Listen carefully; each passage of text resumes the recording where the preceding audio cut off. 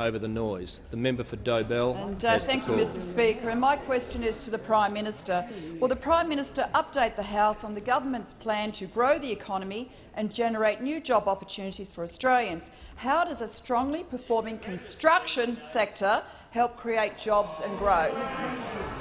The Prime Minister has the call. I thank the honourable member for her question. Mr Speaker, we are living in times of unprecedented opportunity, but they are also challenging times. The growth in the global economy, the opportunities that have been opened up, especially by the efforts of the Trade Minister, are enormous. Australians have never had greater opportunities, whether as families, as individuals, as businesses, than they have today.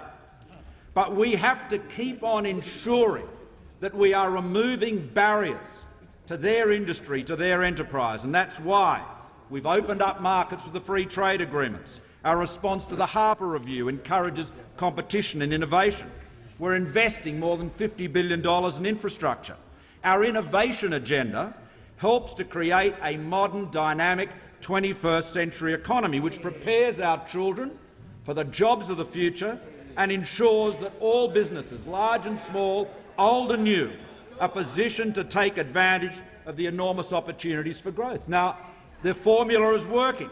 Last year, Australia generated 301,300 new jobs. Over 60% were full-time. Youth unemployment is at its lowest rate since July 2013. Female participation reached a record high in the fourth quarter of last year, more Australian women in full-time work than ever before. So every lever of the government, every lever of our economic policy is directed at building on this strong performance. Now, Mr Speaker, one of the most important sectors, one of the biggest drivers of economic growth and jobs is the construction industry. Directly employs more than 1 million Australians. The construction industry, the construction sector, does not need intimidation, thuggery, job-destroying industrial conflict. Now, in recent years, we have seen the number of days lost to industrial disputes come down in most industries. That's good. Construction is the exception.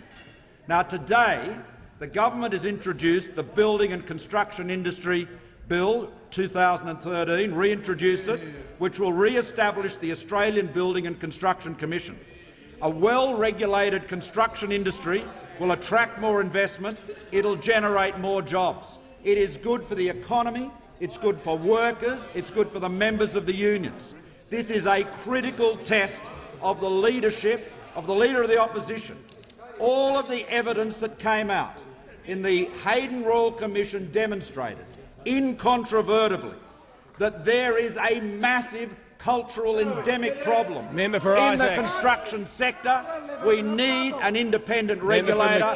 We need to bring it back for jobs and for growth.